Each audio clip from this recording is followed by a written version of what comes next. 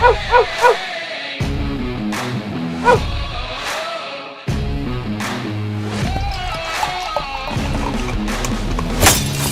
to another edition of the Dogger Pass podcast. This for UFC Vegas 98. Producer Jared is on the sticks. Cody Saftik is on the line.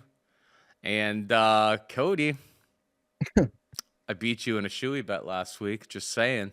It feels like it's been a while since I beat you in a shoey bet. We haven't been doing nearly as many shoey bets. I don't even know if you're prepared for the shoey bet. That's okay. Like, maybe you don't even need to do the shoey right now. Maybe I kind of want to like run this up and turn it into like a 6-pack situation. So if you don't have a shoey on hand, that's okay. We can run it back on one of these fights on UFC Vegas 98. Whoa. First of all, a man always pays his debts. So got myself ready. A beer. I got myself a dirty boot. I am in fact ready to go. Second thing is that it actually worked out because this card is terrible that we're about to talk about. So I might enjoy having a beer or two, but I actually agree with you. It's funner to hit like a 2 or 3 to 1 shoey bet and then have the person drink 2 or 3 because then they get buzzing, then they get talking stupid, and then it actually is a lot more enjoyable, to be honest with you. So gonna hit this one. This is just my little, I'm gonna cry because I'm a crybaby, but goddamn, I mean, I didn't have that bad of a card last week, but the bounces. So Tisha Torres versus Carlos Esparza. I thought Esparza won. If we're being honest with you, 1 and 3. I thought Esparza won. Nah, close decision. Don't get it. Alexander Hernandez versus Austin Hubbard. That one I can see a little bit more. You know, maybe it was 2-1 or 2-0 Hernandez going into the third, but I kind of felt it was 1-1. Hubbard kicks his ass in the third. Close split decision. Wrong end of it. Lucindo versus Rodriguez, that was the right decision, but split decision, I'm on the wrong end of it. Then we got Mario Batista, Jose Aldo. I'm about to lose that shoey bet, but I thought Jose Aldo won the fight. If we're being honest with each other, I thought Jose Aldo won the fight. Close split decision, or on the wrong side of it. And then the co-main event, Raquel Pennington, I thought she won too, Paul. You're right. Close split decision. She let her off the hook, though. I mean, that Pennington one cost me a fortune. Just because, like, I had Pennington round 4 KO at 80-1. I had her by KO at 22-1. I had her on a money line parlay, which, like, I mean, we're talking, like, many people's, like, year's salary if she gets that finish in round 4. When she had Pennington or when she had Pena hurt, and what does she decide to do? She decides to like, go in there and try to grapple all of a sudden. I was pulling my hair out. I mean, I thought in that fight, in terms of like the money line bet, it's like round 1 was super close. Like she made it a little bit too close for comfort. It's like round 4 and 5, she very clearly won. I don't know if it was like a hashtag robbery, but it was very disappointing. If I'm in her corner, it's just like round 5, you are putting pedal to the metal because we'd already seen multiple times over the course of that card that the judges in Utah, a place that doesn't usually carry fights, were very, very questionable on the judges' scorecards. So, well done, kid. I talked all the way through it. It was kind of a greasy one. It looked like it was good. One. Good job riding the pine. Yeah, you know what? This is how stupid. I know there's other degenerates out there that feel the same pain. Maybe not on this fight, but I felt it in the past. But I also had it over 4.5 rounds on that for minus 260. Wasn't a great price tag. So I was conflicted because she dropped Pena, and I was like, like win, but don't knock her out. Like I want to hit both. I got greedy. I want to hit both, and then not knocking her out results in her losing the fight ultimately. So probably would have been best if she just would have finished it when she did. She didn't step on the gas in round 5 though, and like it's the old saying, it's the old thing that everyone always don't leave it in the hands of the judges because they will screw you over. Yeah, it's just so hard to get the finish every time, but I get it. Ultimately, especially like you said, in Utah, it's not a commission that gets a whole lot of work. It's the same judges that judge all the other fights in Utah. There's usually like one of the 3 is like some random person. Like that's kind of how it's. Oh, here's another one. Here's another one. I will willingly give all that bad luck, all those bad bounces. No sour grapes for me. I'm gonna give it all away because my top 2 lines hit, and ultimately, if those hit, then it wasn't so bad. But Cesar Almeida's on the top ticket. He could have got DQ'd. He probably should have got DQ'd. That was a weird. So that local Utah ref who just totally screws Eorpa down. Oh, it was good. It was good for me because I was like watching it, being like, this guy must have bet Cesar Almeida by KO. Like all of like the separations and like there was like, I mean, if that ref was in charge of Mario Bautista's fight, I mean, Jose Aldo wins all day. Why? Because it was like 3 seconds of standing cage control for Poteria, and he's just like breaking it up immediately. And I was just like, I'm on, like, yeah, like I'd be really pissed off. I mean, Poteria wasn't exactly chasing a finish or anything like that, but it was just really, really strange. It's like usually you let them kind of try to figure it out for 30 seconds. Like that's kind of a general rule of thumb. He was like 5 seconds done. 5 times he got poked in the eye. He got grazed in the groin, sorry. And then, I mean, the quick separation. So by no means did I have a single cent on Ior Poteria. I'm all over Cesar. I think Cesar's just going to smash this guy standing. But it played into our favor. Huge. Because if Cesar loses a point, which at the very least, maybe disqualification is harsh. At the very least, this guy loses 1 single point. Then Ior needs to win 1 single round. And then I'm getting a draw. Or my top ticket now becomes Poeton straight up at like minus 450. Like it's no good to me. Well, it still is. Let's be real. But you know what I'm saying. So yeah, I mean, all the bad bounces I got, but in the end, the Cesar Almeida screw job, I'll take it. I'll take that all day. So for this upcoming card, I don't know. It looks really greasy as far as I'm concerned. We just got to be on the right side of the screw jobs is all, Paul. Yes, sir. All right. We got the main event. We got Tatsuro Taira taking on Brandon Royval, minus 270 for Taira, plus 230 for Royval. Here's like where, I mean, it's kind of greasy, but it's like, here's where like my mind is on this fight. I think Brandon Royval has all of the tools to win this fight. Better striker, more volume. He's shown that cardio can go over the court, can go a full 5 rounds against some of the better guys in the division in his last 2 fights. Takedown defense, big time question mark for him.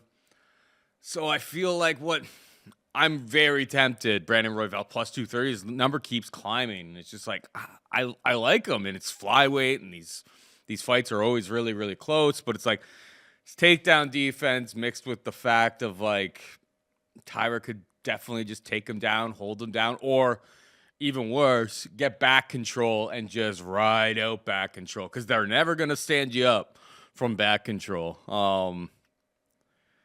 I think it's dog or pass. I plan on betting Brandon Royval at some point this week, but I'm fully prepared for Taira to like get the takedowns, hold position, and for it to be a very excruciating bet to lose.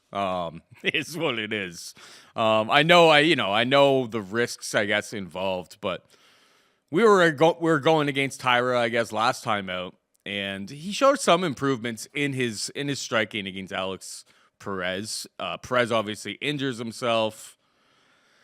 I guess the takedowns are easier for Taira in this spot. Small cage at the apex. Nobody's going to be booing, telling the ref to stand him up and stuff. So I guess I understand why it's swelling out a little bit, but for me, it's a dog or pass situation. What about you?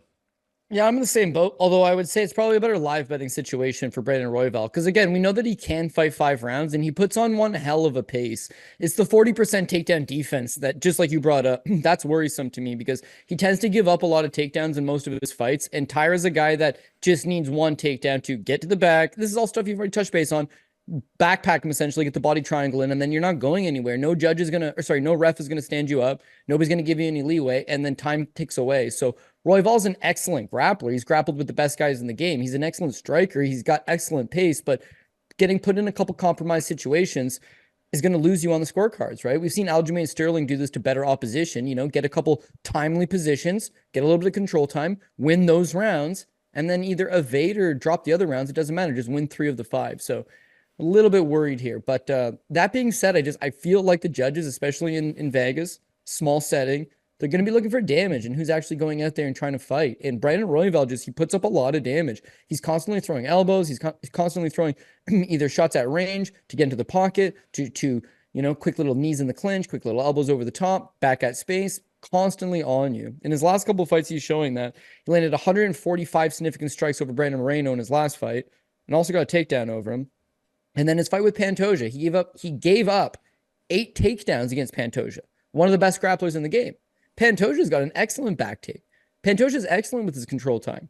And still, despite giving up the 8 takedowns, he landed 111 significant strikes. Now, both of those are 5-round fights. Both of those, he doesn't get caught in a submission. He doesn't get knocked out. The durability issues he's had in the past seem to be behind him. Training at altitude, definitely a good thing. He's recently left Factory X Muay Thai, but they got their own little gym down there, and apparently they got some good guys in the gym. They're doing some good work. So I think he'll be in great shape. It's whether or not he can avoid a couple good positions from Taira. If he gives up a few of these rounds from Taira backpacking him, then so be it. But it's a 5-round fight. So what I need him to do is just be a lot more active, land those damaging shots. Taira's young, he's green, and whereas he has an excellent back take, his wrestling itself is really not that good. His striking's not great. We picked Alex Perez. Certainly I picked Alex Perez in that last fight, and Perez wins the first round, all 3 judges' scorecards. Perez is doing good in the second round. He's outstriking Taira 41-31. And then, he gets taken, or he gives up his back, blows out his knee. Untimely. Other fights, Edgar Chavez dropped Tatsuro Taira, had him hurt. Jesus Aguilar was able to stuff the majority of his takedowns and give him a troublesome time. It's just a big talent jump. Meanwhile, with Royval, you got a guy that's just fought 2 5-round fights, one against Brandon Moreno, one for the UFC title against Pantoja in a fight a lot of people thought he may have possibly won, if not given a great account of himself. And then besides that, Mintus Nicolau, Rogério Bantarin, another fight with Pantoja, another fight with Moreno, Kai Car-France, Tim Elliott. He really has fought all good guys. So for Taira, he's a young prospect making that jump up. With Royval, he's 2 fights removed from a title fight, and is probably 1 fight or 2 fights removed from getting another one. So underdog money, I got to go Royval. Again, the live betting spot's interesting to me because I think that Taira maybe has a little bit early success, and then eventually Royval is able to just figure him out, land those more damaging blows, hustle him up, and then squeak out a decision. So I've been on a lot of bad ends of split decisions lately. Hopefully I'm on the good end of one here. Let's hope so. We're due, bro. We are so due. All right, we got Jun Young Park, the Iron Turtle, taking on Brad Tavares, minus 185 for Jun Young Park, plus 160 for Brad Tavares. I mean, Tavares hasn't, frankly, looked great. Like, the one thing he used to always have for him is that, his durability historically had been pretty solid. I guess now he'd been knocked out against some top end contenders over the years, but volume had been pretty solid. Takedown defense had been pretty good. Frankly, since the Omari Akhmedov fight, which was also a split decision, it's been a while since I've looked at him and been that was a good Brad Tavares performance. Jun Young Park, on the other hand, guy's durability is super, super good. Grappling has shown up in a big way recently. I find it hard to back Brad Tavares. I mean, that Chris Weidman fight, which is his only win in the last 3 years, we were watching that fight being Weidman's just asking to get put out of his misery, get finished here. It's just he wasn't even able to he had a wounded, wobbled, dead opponent in front of him who was way, way, way over the hill, and it was kind of a fight where everyone was just both of these guys kind of seem done at this point. Follows it up against Gregory Rodriguez and gets finished in the 3rd round. I think it's the Iron Turtle all day here. What about you?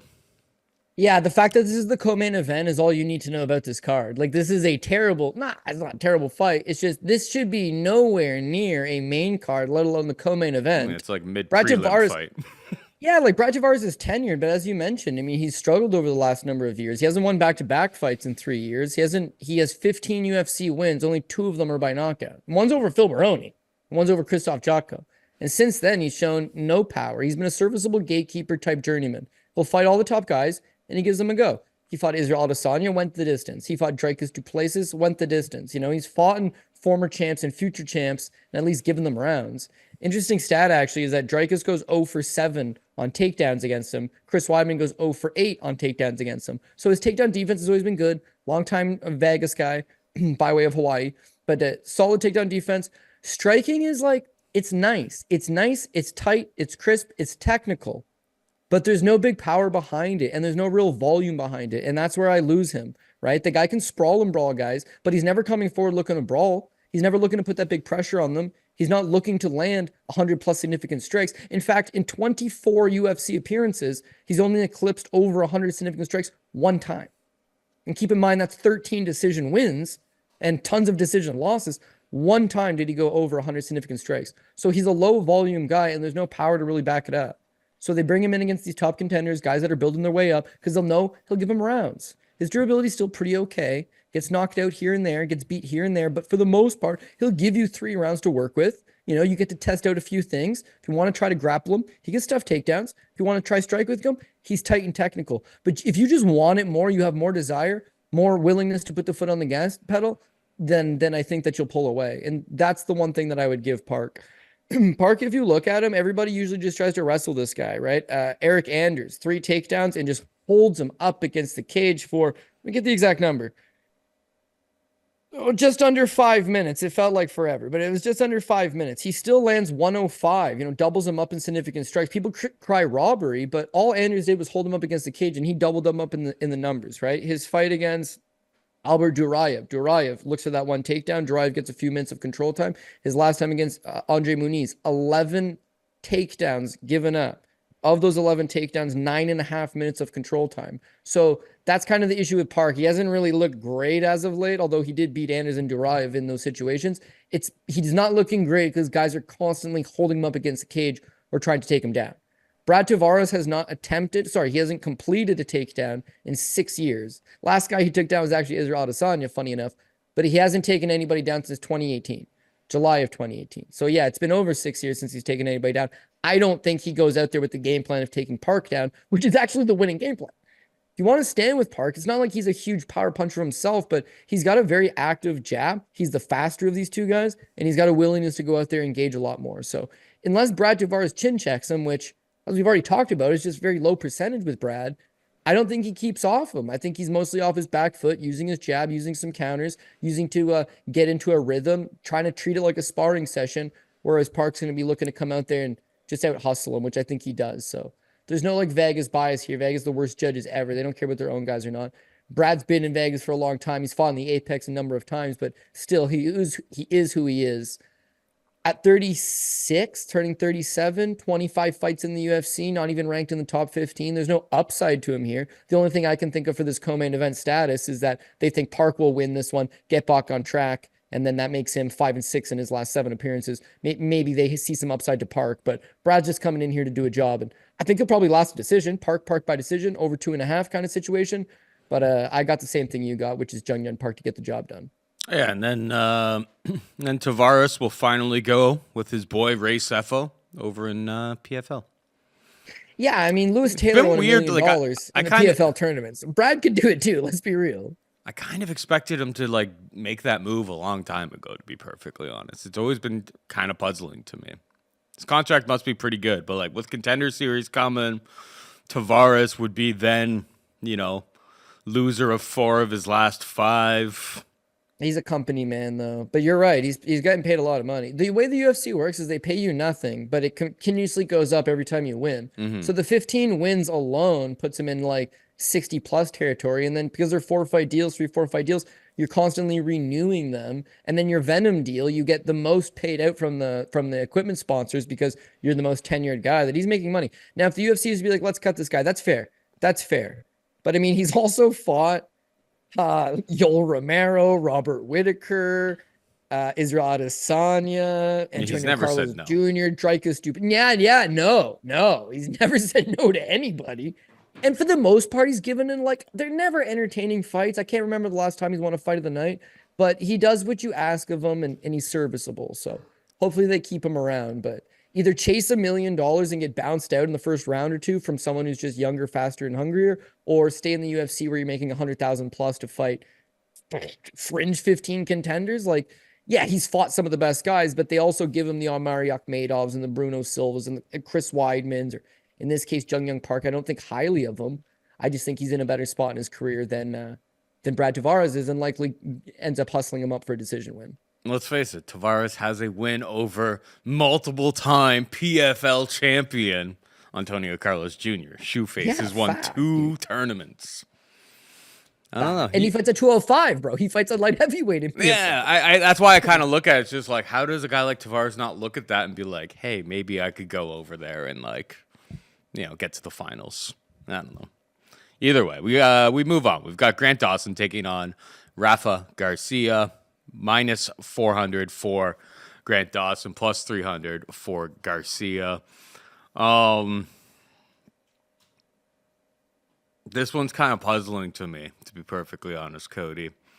I know Grant Dawson, we've watched him kind of grow along the way here. Great grappler, good wrestling, good control. He's got all of those skills. Chin is a big-time question mark, which I suppose Rafa Garcia is not going to be able to, to really compromise his chin by any stretch of the imagination. No knockdowns over the course of his UFC tenure here. But his wrestling seems like, at least by the numbers, his wrestling's been pretty solid. He definitely is able to put up some decent volume. He's like 3 inches shorter than Grant Dawson, so that could make it like a little bit more difficult for Dawson to get that grappling game going. At the prices that are out there right now, I think it's Rafa Garcia. Like, I think it's another dogger pass situation, because you got Garcia last time out against Clay Guida, where the wrestling basically got negated in that fight, and what it turned into, Garcia puts up 141 significant strikes. Does Dawson have the power in his hands to get respect from Garcia? I don't really think so. So if Dawson's not able to get that wrestling going, get it early, often, and consistently, I think this fight can play out a lot closer than a minus 400 plus 300 situation. So, another dogger pass for me. What about you? Yeah, I don't necessarily like the line, but yeah, the pick has to still be Grant Dawson for me. So got to figure out how much I gonna play it. But yeah, with Rafa Garcia, we used to call him half a Garcia. And if he was a full Garcia, maybe he wins this fight. But no, personally speaking, he's a live by the grappling, die by the grappling type guy. His wins, his best performances, is when he's usually able to rack up the takedowns. You're right, in his last fight against Clay Guida, another man secured a takedown, and that made it a striking battle. But Clay's in his 40s. He certainly isn't what he used to be, and a striking battle with Clay would largely favor a guy like Garcia. So I can't take too much away from that. What I do look back on is his fight with Jakar Close, where he had given up 2 takedowns, his fight with Natan Levy, where he had given up 3 takedowns. So there's a path to victory to just take this man down. And that's what Grant Dawson does. When he gets takedowns, he's got excellent control time up top. He doesn't give you any space to work with. So I don't think he needs to necessarily go and take Garcia down 5, 6, 7 times. I think he can probably just get a few of them, ride those positions, win a few rounds, get away with it. And when you look back at, say, his last fight with Joe Selecki, right? 3 takedowns in that one. So Joe Selecki almost chokes him out cold. Like, these are some nasty submission attempts. And Dawson's very, very slick down there. He's very composed. He doesn't make a ton of mistakes. He gets out of those positions, and then he eventually just drains him out. His fight with Damir Ismagulov takes him down 3 times. His fight with Mark Madsen, an Olympic silver medalist, takes him down twice. Again, he's not taking these guys down 5, 6, 7 times. He only needs a few, and then he neutralizes you. When you look at Garcia versus Close and Natan Levy, they take him down, and then it's wild. They just get up and they start swinging again. I don't think that Dawson's going to give him that space to operate with. The other thing is that Rafa Garcia coming off a win over Clay Guida, that's 18 months ago. Now, he's only 30 years old, so I don't think he's old. I don't think he's over the hill. But there's obviously a reason that he's been sitting on the sidelines for 18 months, and it's probably injury. Now you're coming off a near 2-year-long hiatus to take on one of the top prospects, or not, if not one of the top guys in the division in Grant Dawson. So I don't know what kind of great shape he'll be in. Wins over Clay Guida, Mahashat, Jesse Ronson, Natan Levy, like, that doesn't do it for me. Losses to Chris Grusmacher, Nasrat Kakbaros, Jakar Close. Yeah, there's been a lot of rough goes. And he's scrappy, and he's Mexican, like we always talk about. He'll get in your face, and he'll throw down. He'll try to take you down. He'll try to bust you up. But if he's not going to take down Dawson, now he's relying on puncher's chance and volume. And that's just assuming Dawson's going to stand with him, which I can't see. So I think Dawson probably just shoots early and often on this guy, tries to take him down, tries to zap him out. Because you're off an 18-month layoff, your cardio might be a little bit suspect. You might have a bad weight cut coming down. And again, if his grappling's not absolutely tight and ready to go 100% firing on all cylinders, it's a bad spot against Grant Dawson. So the minus 400, I agree. I don't like it. I can see Dawson by decision. Again, this is a guy in Rafa Garcia that's not been finished in the UFC.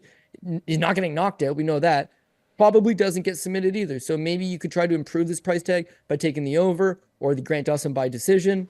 But I do feel like the wrestling and the grappling will be on point enough for Dawson to get this fight to where he needs to get it on the ground for at least 2 of these 3 rounds, neutralize a few positions, win a few rounds, take this home.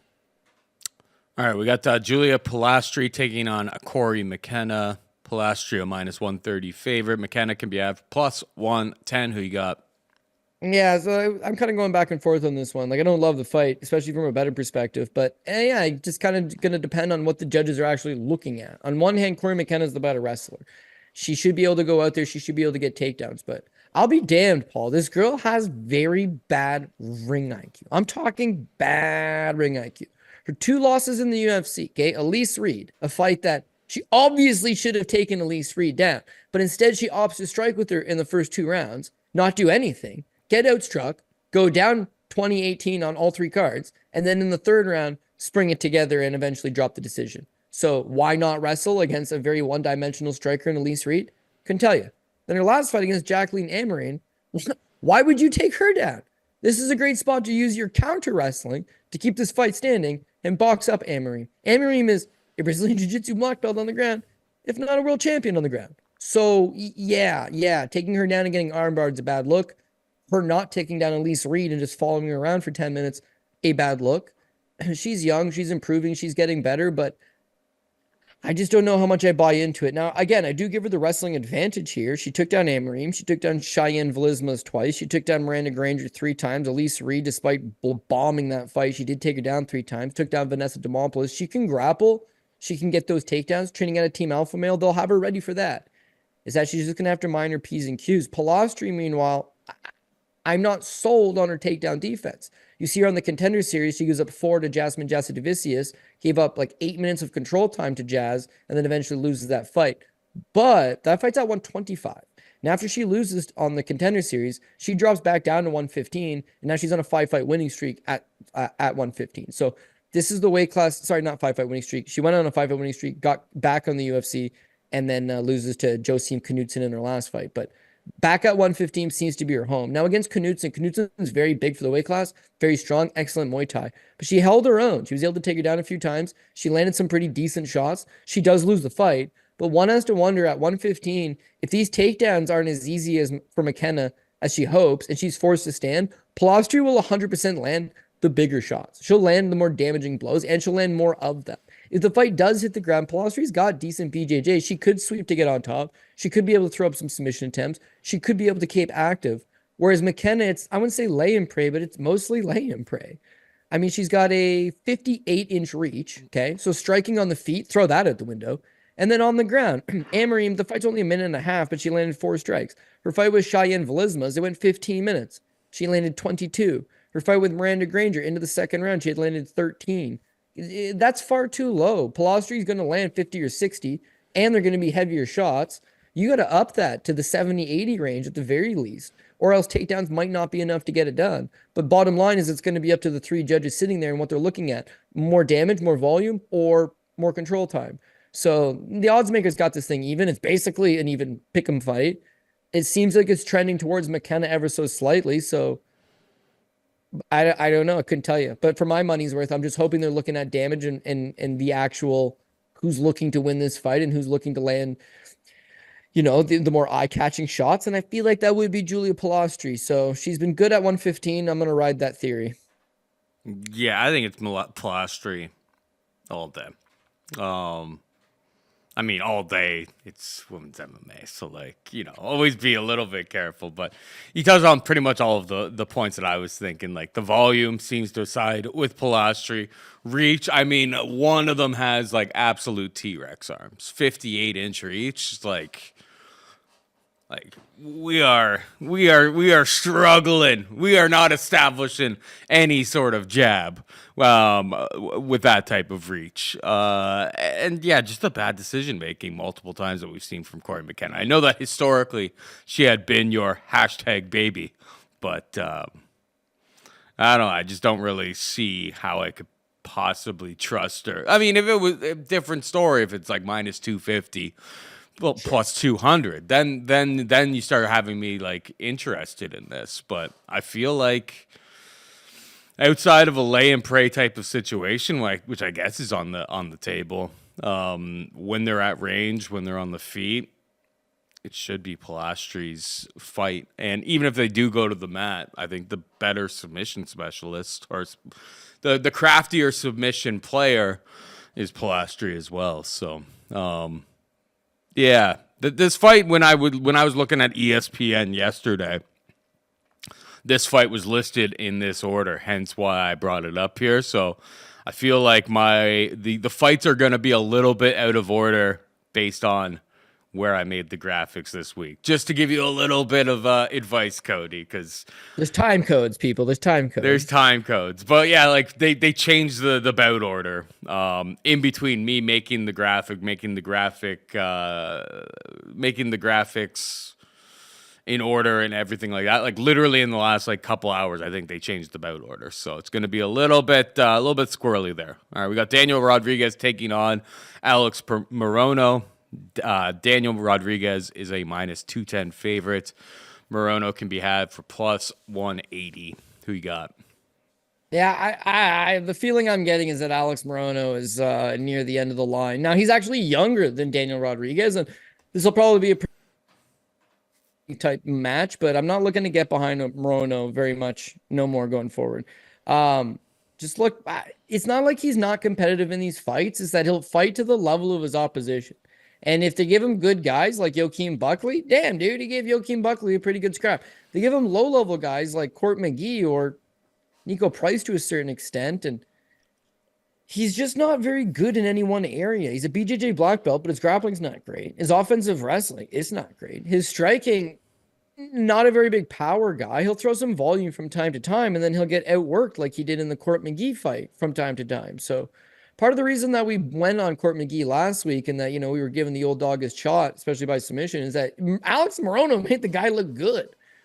And I don't know how much of that is Court McGee's back and he's got, some good fights left in him, and how much of it is Alex Morono is I wouldn't say he's a part owner in Fury FC in Texas, but he's got a very heavy involvement with them. He does some color commentary. He does some matchmaking. He does some managing. He does some coaching at the gym. He's doing a ton of stuff. Now, he's still willing to get in there and scrap, no doubt about it. But yeah, I mean, he's been rotating between wins and losses as of late. He doesn't really seem to have that same level of desire. Still a talented guy. I'm not 100% sold on him. Daniel Rodriguez, meanwhile, I feel like he's basically the victim of a very wonky run. This guy's winning nice fights. He beats Kevin Lee, lands 120 significant strikes, beats Jing Liang Lee on that UFC 279 card, Diaz versus Ferguson. Great moment. Close fight, don't get me wrong. Maybe he did lose it, but he splits it up. Then he gets Neil Magny, just gets taken down a bunch. He gets Ian Machado Gary, a tough fight against a top prospect. Then he gets Kelvin Gastelum, a fight that he outlanded Kelvin Gastelum 127 to 112, but Kelvin got 4 takedowns. So him at his best, he's a lot longer. He's 6'1", so he's 2 inches taller than Morono. He's got a 74-inch reach, so he'll have a 2 or 3 inch reach advantage against Morono. He's just a bigger guy. He's fought as high as 185 in his career. Now, 170, he's able to fight at distance, and then he loves to just brawl it out inside the pocket. His takedown defense, yeah, whereas you can say it hasn't been great. Gastelum's a decent wrestler. Neil Magny's a good grappler. Kevin Lee is a good grappler / wrestler. You can kind of give him a pass on at least some of those, and maybe look at this matchup and say Morono's wrestling offensively is not great. He probably doesn't take down Rodriguez. Therefore, he's going to stand and trade with Rodriguez, which Rodriguez hits a little bit harder. He's a little bit longer. He throws a little more volume.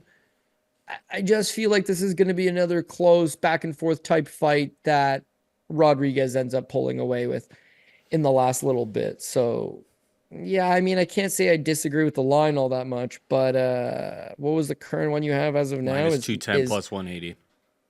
Yeah, for a fight that I'm thinking goes to decision and a fight that I think is going to be an all-striking battle, and I got a guy that's on a 3-fight losing streak, a minus 200, yeah, I don't feel great about that. Yeah. But I do still think he probably ends up getting the win over Morono, who I'm just not really looking to back at this stage of his career. So give me Rodriguez, but not high up on my priorities this week. Yeah, I mean, the fight stays standing. Rodriguez is in play to knock him out. Morono's chin has been pretty dodgy, even at the best of times. Yeah.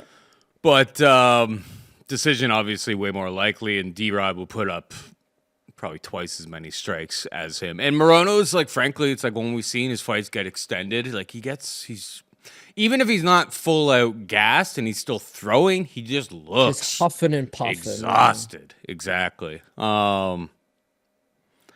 The only way I could even justify if you were going to get to an Alex Morono play, it's a little bit early in the week. Not too many people have props up on it, but I do see like 12-1 Morono by sub.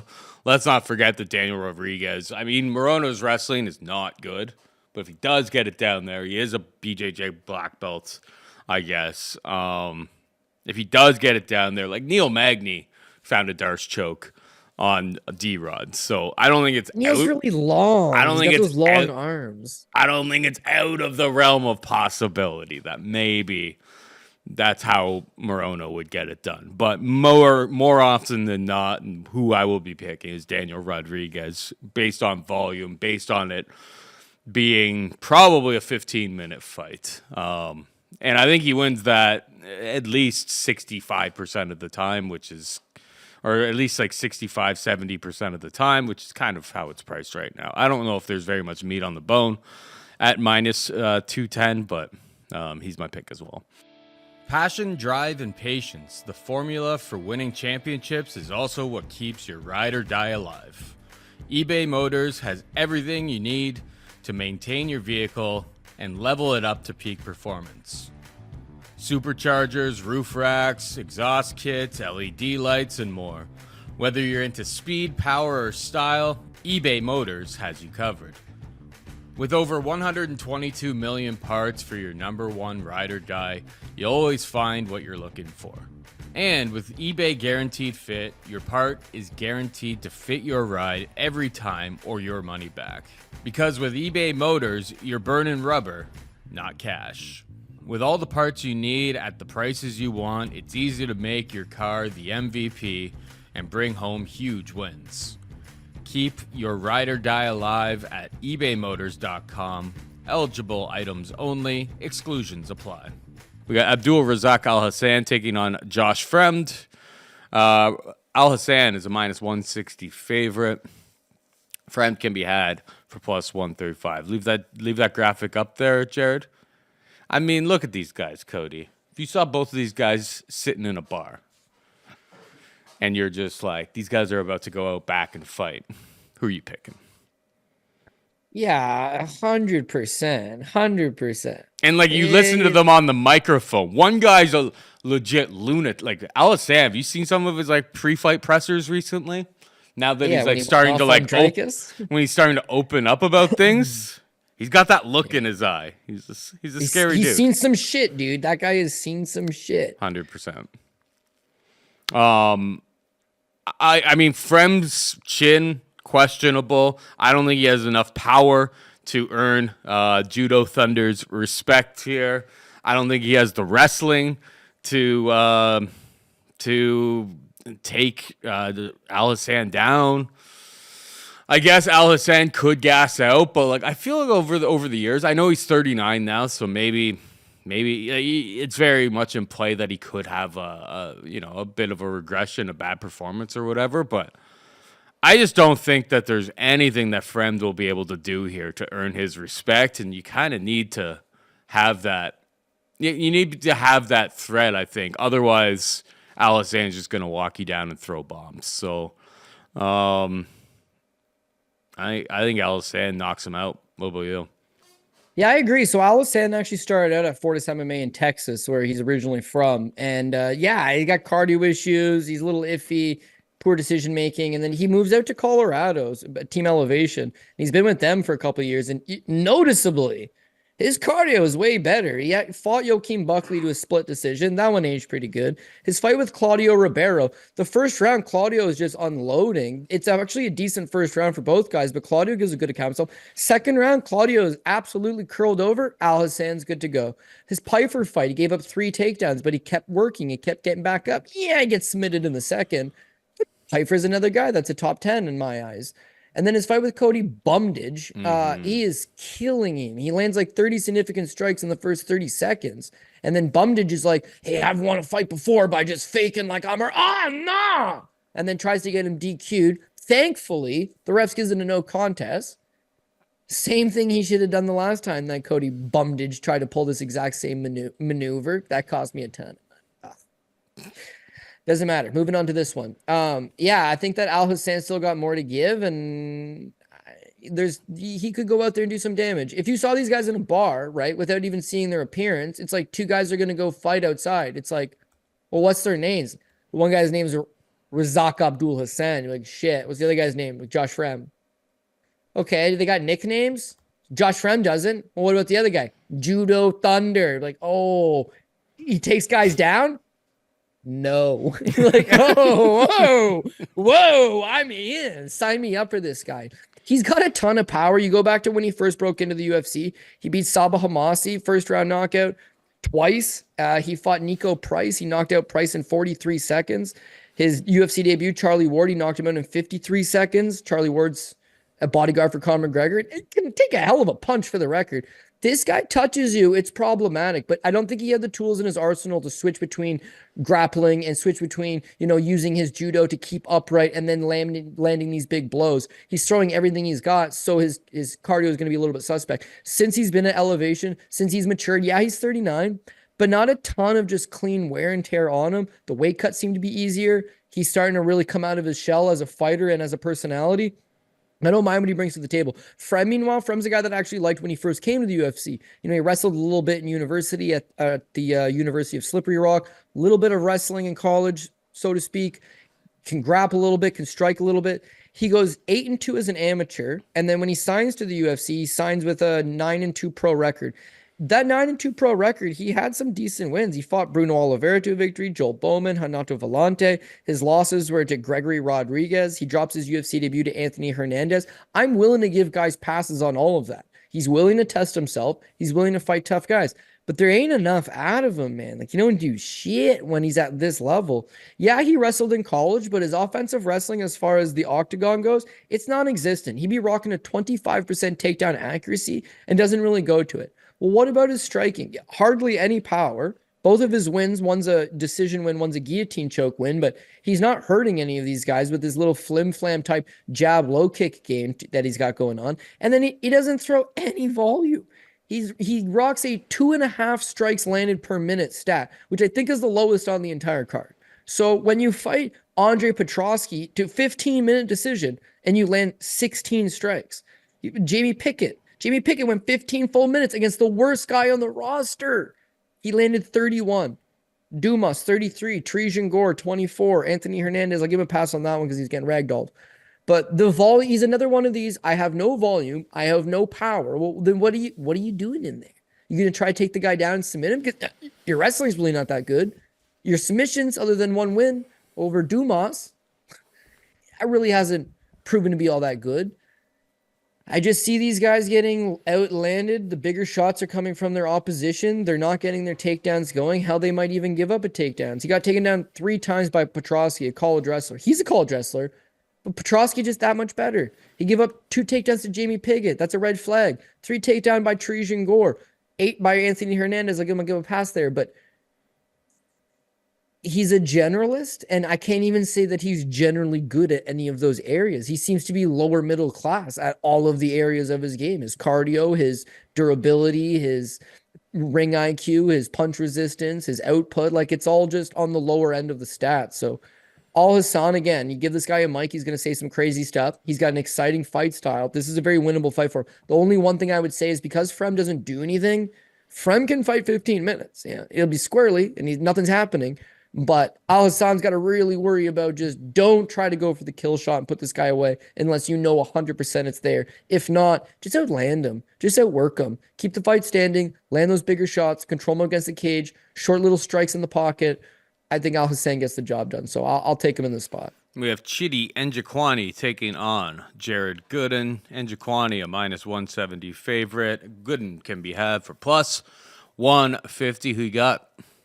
And Chidi Bang Bang at favorite status. No, thank you. I like the guy in terms of it's Anthony's younger brother, been around the game a long time, fought Simon Marcus in a Muay Thai fight. He's definitely got skin in the game. He's paid his dues, but here's somebody that at no point did I ever think would make it to the UFC. He didn't even do good in Bellator, where he was generally losing to their upper echelon guys. So to get on the Contender Series, which was a layup, and he wins. Then he knocks out Marc-Andre Barrios that quick. Like, beautiful little performance, 50 G's in his pocket.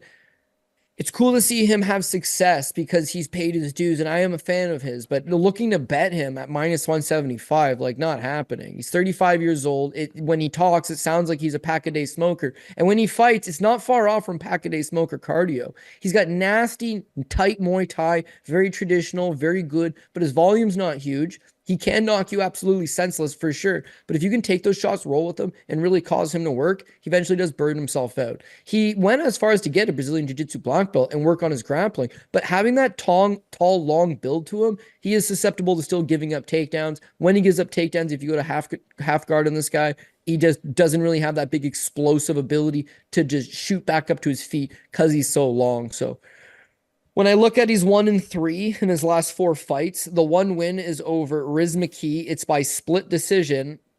That's not exactly going to give you a whole lot of, fun betting this guy at minus 175. Rodriguez knocks him out. Mikey O knocks him out. Derive's able to take him down and control him. Those are your multiple paths to victory. You can bang it out with this guy and knock him out. He's 35. He's got 100 pro fights between his Muay Thai career and his pro MMA career. His durability is not what it used to be. His submission defense ain't what it used to be. And his takedown defense, his submission defense is not really ever been a huge part of his game, although he has improved it. And his takedown defense, it's never improved over time. So there's multiple paths there. Now, I don't expect Jared Gooden to go out there and take him down. I think Jared Gooden go out there and knock him out. Gooden's a guy that they've given these really tough style matchups to. And he's only got 1 knockout win in the UFC, but he's got 7 knockout wins in his career. And these knockout wins, I'm talking flying knee, I'm talking Superman punch, and he's got one by stomp. He stomped out his opponent. He's a violent dude with a lot of power. Yeah, he's 4 inches shorter, but that doesn't matter because he's going to be fighting this guy inside the pocket. It's a small little cage. It's hard to fight long from the outside. Gooden's going to come into this pocket. He's going to crash and he's going to put hands on him. When you look at him, he put up 100 significant strikes landed on Alan Jouban. He put up 81 against Randy Brown. In his most recent fight, he had landed 53 6 minutes into the fight with Wellington Turman. He's still only 30 years old. He's still improving, but he's got volume and he's got power. His takedown defense ain't bad. His submission defense ain't bad. And I don't think Chidi's really going to go out there and take him down at will. So he can keep this fight standing, fight him in the pocket, and land something over the top and knock him out. Again, you've seen Chidi knocked out in 2 of his last 4 fights. Writing is on the wall. When you fight big and tall like that, you got tall man defense, and Gooden's the last guy you want bombing on you. This is his 2nd run with the UFC. It hasn't been the easiest of things for him. He's 2-4 effectively within both of those runs, but he's coming off a nice win over Wellington Turman where he showed his improvements and he upped his confidence big time. Now he's coming in with a win. Now he's coming in with the ability to know I can go out there and deliver these top performances. Great. And his other win, Nicholas Stoltz, knocks him out in a minute. So I know the power's there. I know the volume's there. At 30, he's still coming into the prime of his career, whereas Chidi's is 5 years older than him. Looks a little long in the tooth. I don't think he's going to throw and land over 100 significant strikes. I don't think he's going to knock out Gooden. I don't think he's going to take down and out grapple Gooden. So give me Jared Gooden as the live underdog. Yeah, we ended up with the same pick, but probably for like kind of different reasons. For me, it kind of comes down to the gloves are broken. Knockouts are dead. We're not really getting all that often anymore. So give me the guy with more volume at plus 150. I think both of these guys suck at wrestling, and I can't tell you pre-flop who's going to have an advantage in that department. So if it just turns into a striking affair, Gooden's been knocked out once in his entire career. It was like a standing strikes against a guy who ended up going on to lose to like Ulberg on Contender Series. Otherwise, durability's held up pretty well for him. So unless it's like he eats like a dead kick to the head or something like that, which I guess, I mean, it's MMA. It's definitely on the table against someone like Chidi. I've seen enough from these gloves to like be like, it's really changed this game. I'll tell you right now. I'll tell you something. I'm so flippy floppy on it because obviously it's just some random tinfoil hat conspiracy theory. But yeah, I'm watching the card on last weekend, UFC 307, and the first like 7 fights, there's no knockouts. You could see that Robin St. Preux was really hella rocked, but still he got rocked and then he ended up in the submission. He didn't get knocked out. And then Joaquin Buckley versus Wonder Boy. I mean, Kurt Plow, one hitter quitter, done. I thought to myself, these gloves are just as good as the old gloves. But then the main event, Herrera was hitting Roundtree with shots, especially in the whole fourth round, that they all should have killed him. Like, oh, that one should have killed him, and that one should have killed him, and that one should have killed him. And Khalil just took them all. His face blew up. He took them out. Everyone's saying how he went out on his shield, and you'll see the pictures online. It's like, damn, this guy got busted up. But yeah, I gotta wonder if the old gloves, you wouldn't have just Mark Hunted his ass, or you bopped him with one uppercut straight up the middle. He crumbles to the canvas, and you're already halfway down to your own corner walking away. Like, you don't see that anymore now, do you? But like anything, it's like back in the day, there was specific fighters that were just brawlers. It was actually a style listed. You know, you could brawl. That was your given style. Nowadays, it's like people realize grappling is the way to go. They're trying to grapple a lot more. They're trying to submit a lot more. They're trying to look for the easiest path to victory, which largely includes grappling. That, yeah, I just don't think you see the same level of, you know, striker versus striker, especially because they're not low end guys anymore. And I think that's the key to Power Slap and Dana White's Contender Series, is that you can get these guys from nowhere with 6-1 records. Well, on the Contender Series side of things, they're from absolutely nowhere with 6-1 records. They're both strikers. Throw them in there, and they have a very exciting fight. Do you know why he gives out 5 contracts every week? Not because there's 5 guys that are deservedly should be in the UFC, but because all he's looking for is, did you have an entertaining fight? Did you win and do it in entertaining fashion? Hell, did you lose but do it in entertaining fashion? So these guys will just stand and bang. They'll just throw caution to the wind. The Power Slap guys are making $3,000 to guarantee a KO. Like, it's so much cheaper to go about that way, right? When you're seeing these UFC pay-per-views and these big level cards and high level guys, like, there's not going to be as many knockouts because guys are just a lot more improved. They're trying to stall the clock a little bit. They're using a little bit more ring IQ. The knockouts will still materialize, but go watch low end regional show promotions. They happen all the time. Is that the gloves? I can't say for certain. Is it the level of fighter and the type of matchups they're putting on? Probably, but I love a good theory, man. So the no KO prop, I've been killing these over 1.5 for the most part. Sometimes they won't give you an over 1.5 because even they know it's free money. But the not getting a whole lot of finishes for the last 2 months has been great.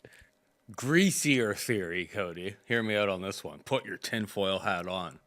I'm in. Dana made the gloves less likely to make or to create knockouts so that you'd be forced to watch Power Slap so you could actually see knockouts.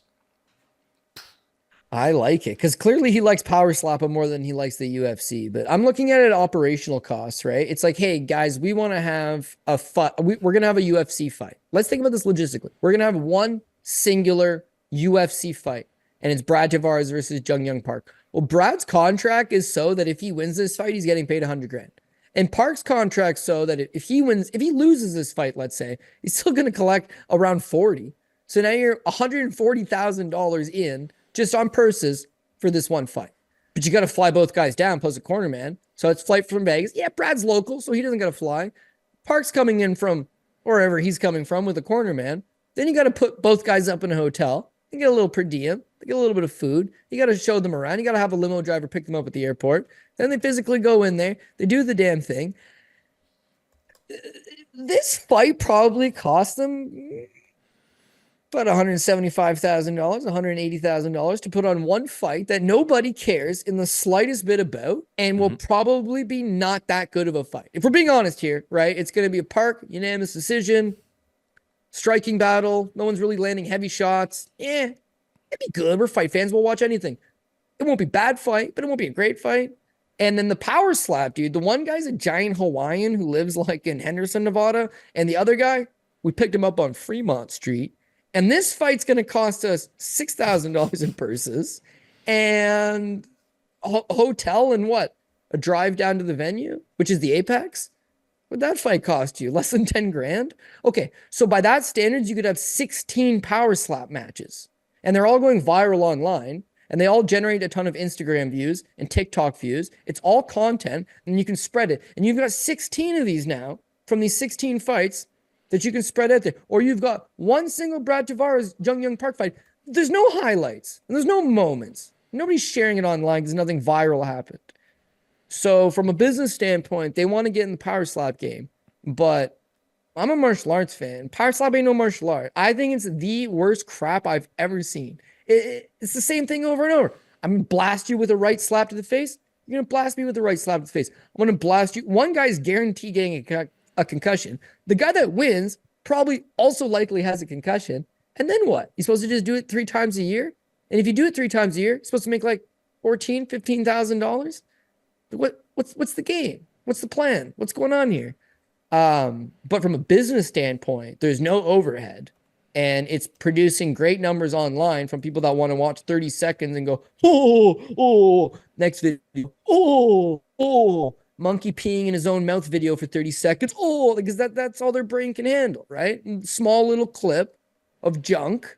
And then I'm just going to watch 100 of them. So the UFC and Power Slap are 2 different things when it comes to like the social media marketing machine.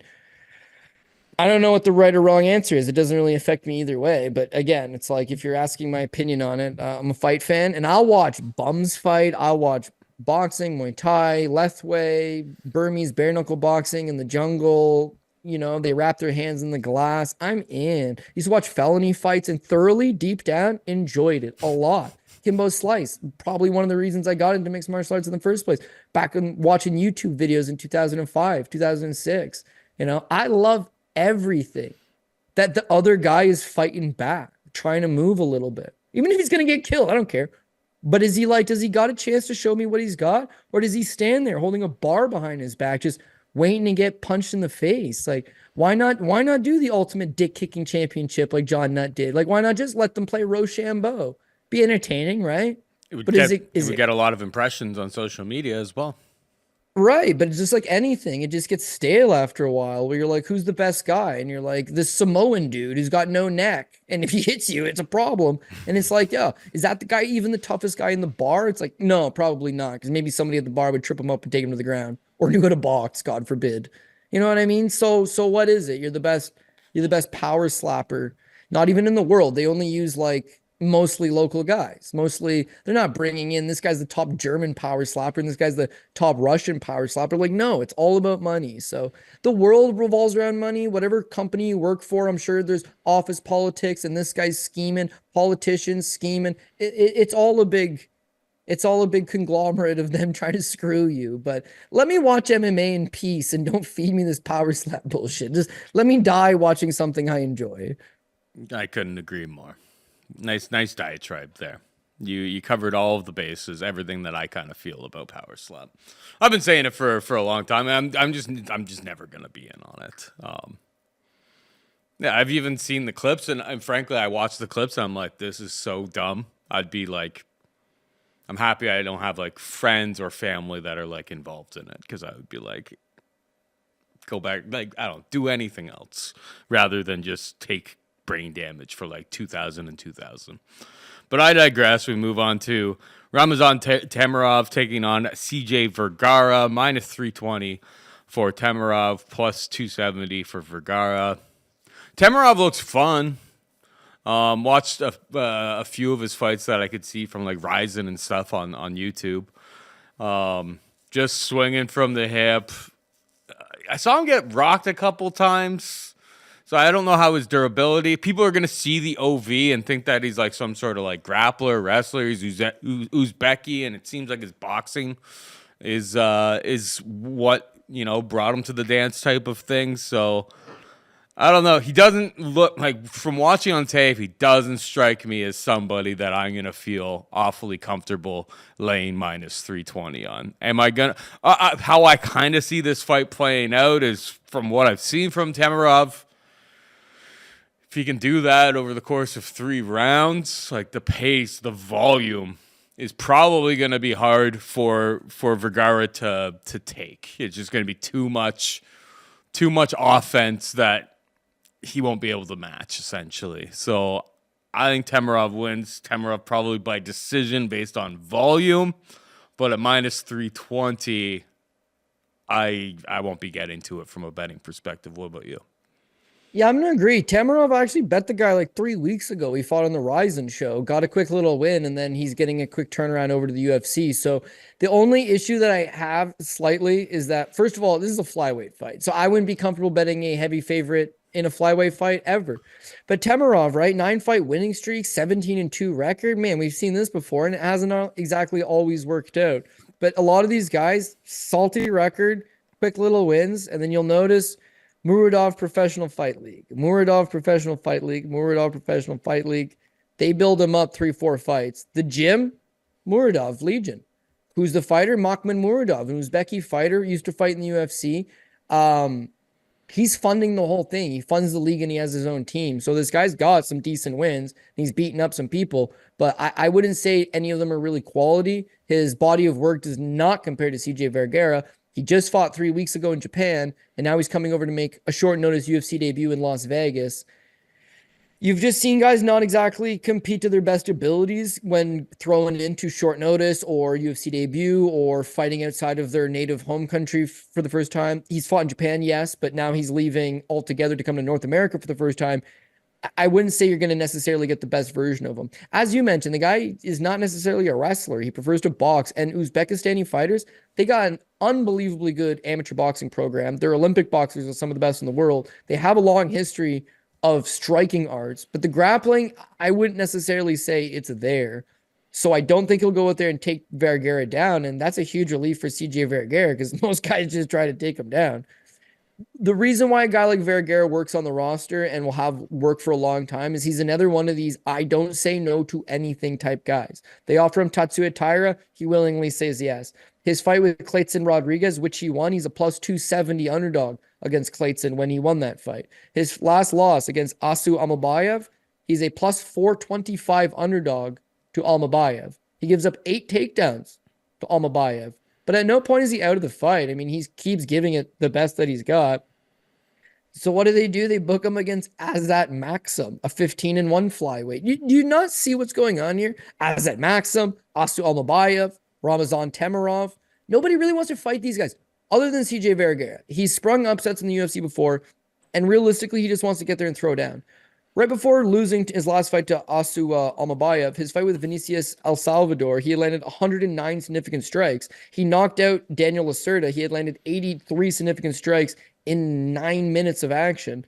Against Ode Osborne, he had been largely taken down and controlled. He still landed 93 significant strikes. He's got tons of volume. He's got some decent power, and he's constantly in your face, backing you up, causing you to either retreat or counterpunch. So if you're not ready to go out there and land also 80, 90, 100 significant strikes or take him down 8, 9, 10 times, if you're not ready to do that, yeah, it's going to be a problem for you. So this is probably a decent live betting spot because Vergara's going to fight in the first round just like he does in the third round. It's not like he does anything more. It's just he don't stop. He don't slow down. And that's where I think Temirov in the first round might land the crisper shots. He might land a few decent body shots, some eye-catching blows to get the judges to favor with him. But in the second and the third round, I think the short notice nature of his camp, coming over from Uzbekistan, just fighting recently in Japan, fighting in Vegas for the first time, having to do these medicals and this fighter check and making the walk and being in the apex, which is unlike anything you've fought in before. It's a small little space. I think all of these things favor Vergara. The work rate favors Vergara. If he was even money, I'm not particularly interested, but as a flyweight underdog, this guy's done it before. He's looking to do it again, and I think he's got a legitimate chance. So he was training for a better guy than this. This is actually an easier fight than Maxim, so Azat Maxim. So yeah, I'll take Vergara on a little underdog poke. The only thing I will correct you on is that you didn't bet this guy 2 weeks ago, Cody.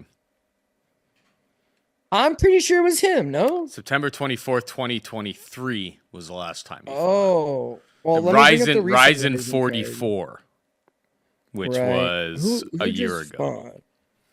Yeah, you're right about that. It is. But yeah, I mean, he's went to decision in plenty of other fights. I couldn't find the tape on some of them.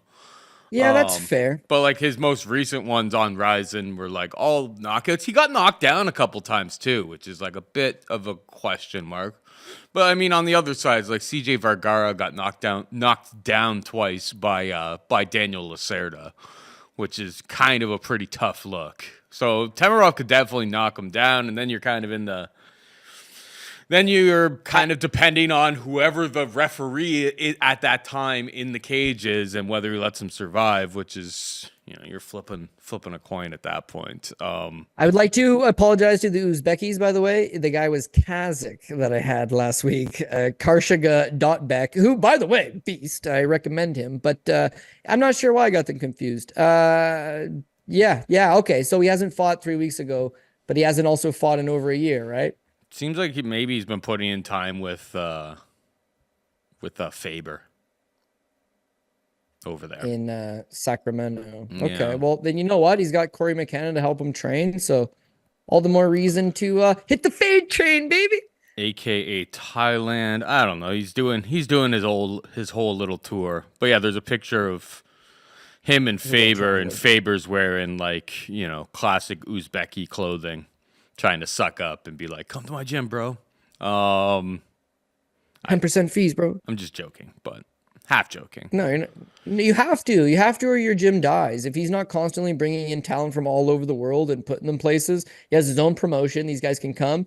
Faber's one of the few guys. I say few guys, but when he was making boku bucks, he opened the gym in Sacramento. He bought a block of houses. He has an entire block. There's 8 houses in it that he rents to the fighters. They stay there. They're nearby the gym. Bodies in the gym that he could train for, getting ready for his professional fights.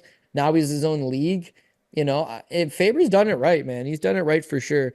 But yeah, these random Temirov guys, they don't actually speak English, so they come here with an interpreter. They get some rounds in. You're not going to be able to go out there and change their game. Listen, this is probably a stay away altogether. I get it. But flyweight, okay, I'll take some plus money. Vergara specifically is not the most skilled guy going, as much as he will fight for your dollar. He will go hard 15.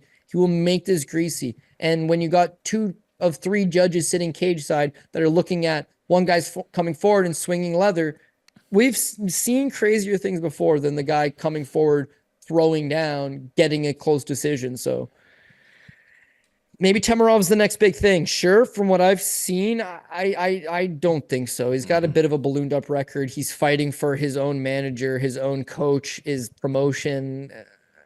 Oh, now he's in Sacramento with Uriah Faber. If he wasn't in the UFC right now, he'd be doing the same thing. He'd probably be fighting for A1, just Faber's promotion. I'm not saying he's built up this 17 record. It's totally flawed.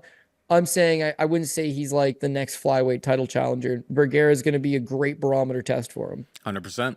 All right, we got Johnathan Pearce taking on Pat Sabatini, -170 for JSP, +150 for Sabatini. Who you got? I can no longer trust Pat Sabatini, and I like him. I like Pat Sabatini. But he's officially fallen in just no ring IQ. What are you doing out there territory? So first of all, he's not young, man. I mean, he's 33 years old, which at 145 pounds is not a death sentence, but it's not like he's going to make these vast improvements going forward. When the guy goes out there and he fights, he's got excellent wrestling from Pennsylvania. Everybody in the state knows how to wrestle to a high level. And yeah, he's got a Renzo Gracie BJJ black belt out of Philly. So the guy's grappling's top notch. He's got great training partners. His wrestling's solid. His cardio seems solid. He's got a very great knack for getting double underhooks and then choosing his poison from there. You can get an outside trip. You can go inside. He can switch over to the single leg.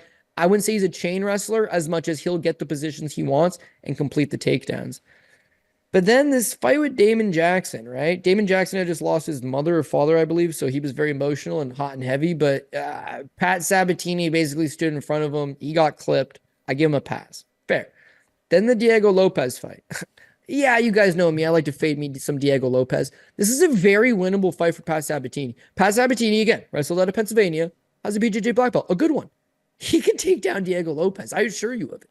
He could stay in Diego Lopez's guard, stay on top of him, and have some success. Why not use this theory that we've been saying that Lopez likes playing off his back? All you need is the proper jiu-jitsu guy on top of him, and they'll be able to neutralize him, right?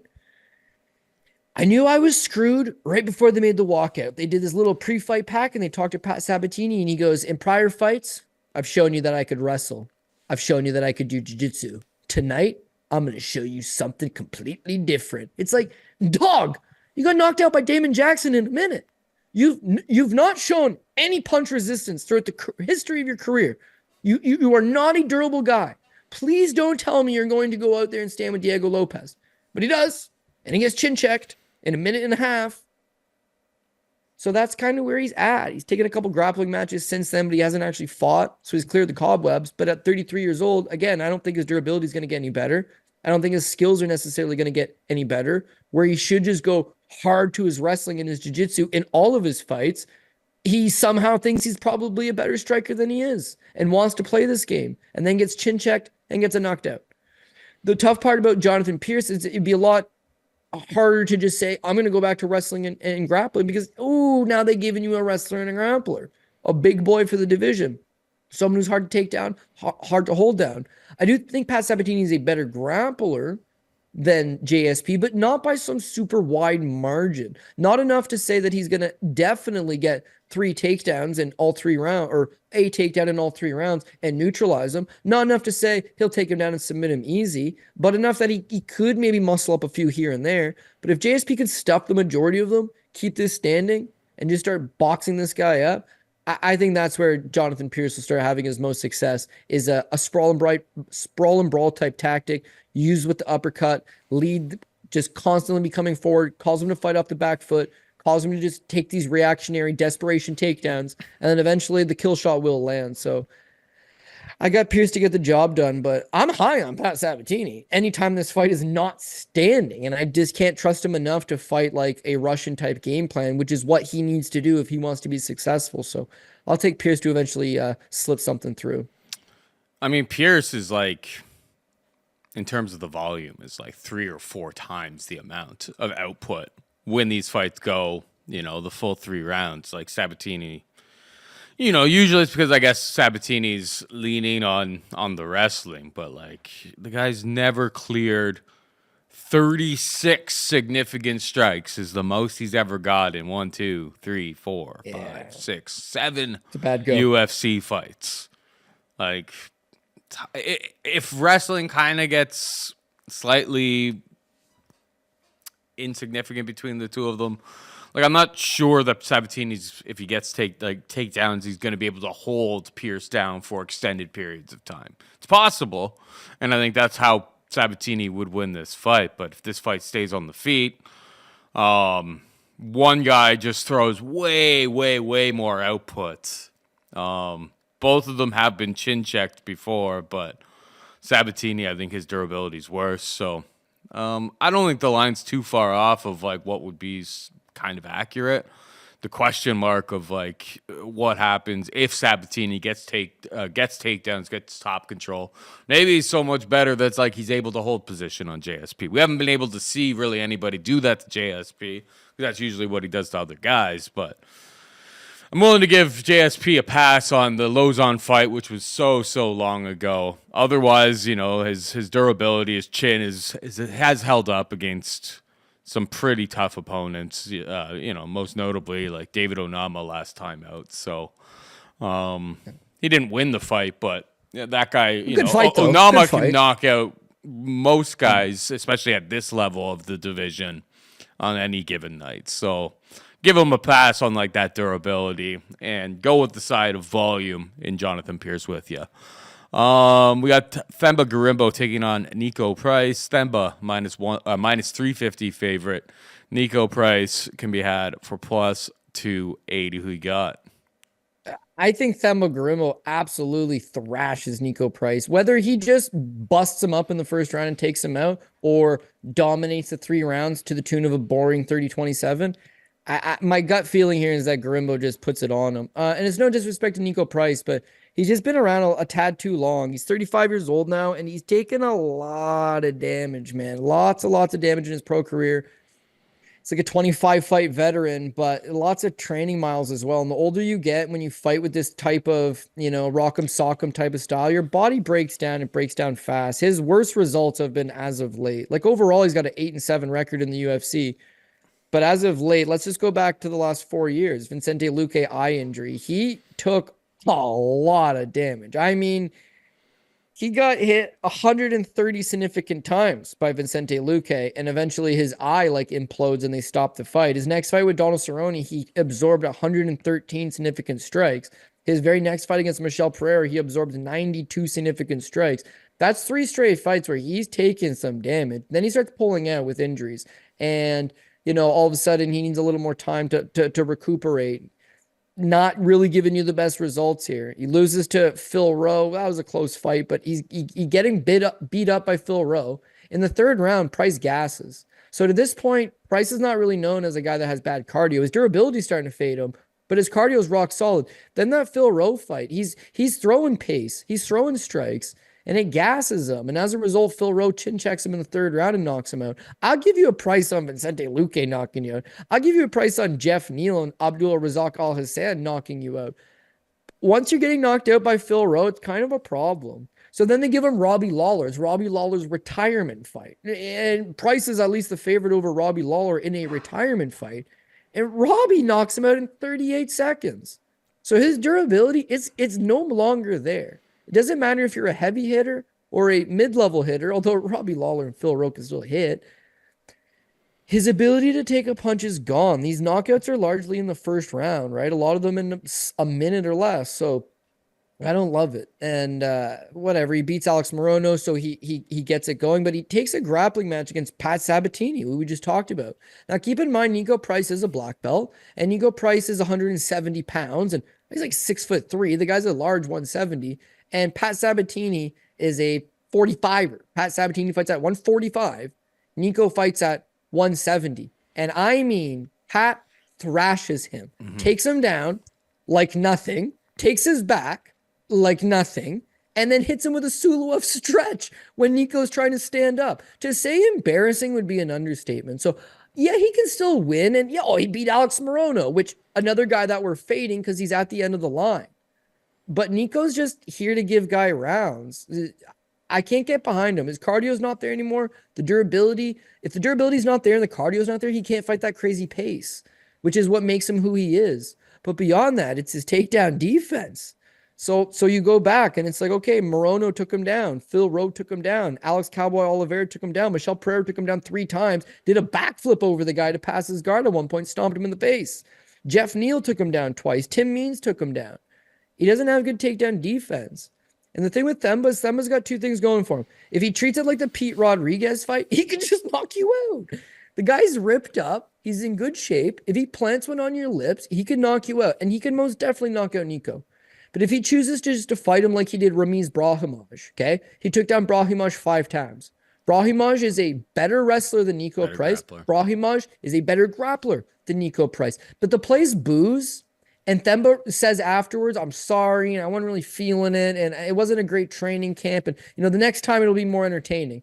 If he wants to make it more entertaining, Niko Price is willing to dance with you, and you might make it more entertaining. But if you throw that out, you're in the apex, there's nobody there to boo, you just take this guy down, you're either going to take him down and hold him down, easy money, or you're going to take him down, get on top of him, and ground and pound him into oblivion, which would also be easy money. If it just strictly stays standing, Niko's probably outlanding him a little bit, using that range, and then Themba's going to catch him with something at some point. So I think just multiple paths for Themba, whereas Niko's path is fighting a perfect 3-round fight and squeaking out a decision. I don't think he's got that in him anymore.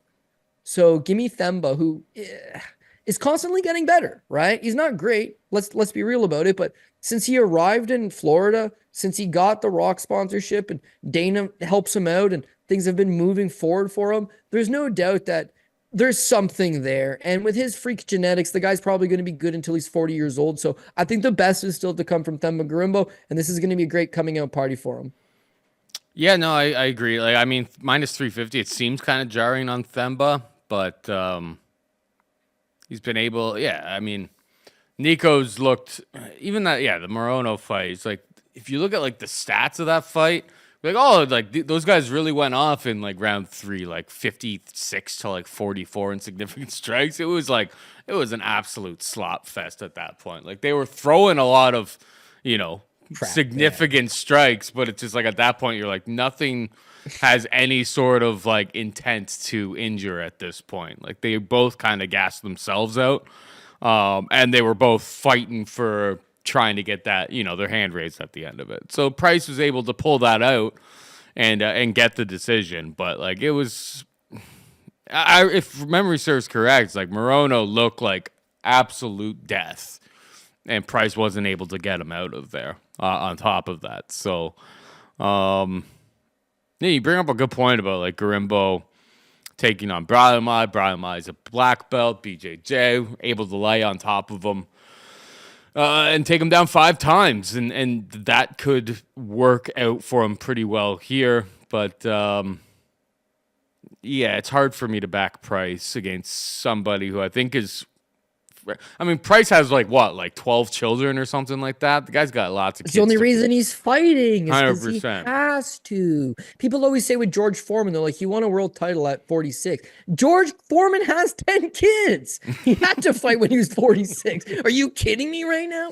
Niko's the same way, man. I mean, I'm sure there's other things he'd rather be doing than getting into these crazy wild barn burners. But when you look at those wild barn burner guys, it was like Vincente Luque was doing it, and Brian Barberena was doing it. Yeah, all these guys are just wrung out, man. They've been wrung out. They've been let out to dry in the cold, and I just don't think that the human brain or the human body can take that. And when you fight like that, you train like that. When you train like that, it's just more compounded injury. And then you look at your books, and I mean, Niko Price has been fighting in the UFC for.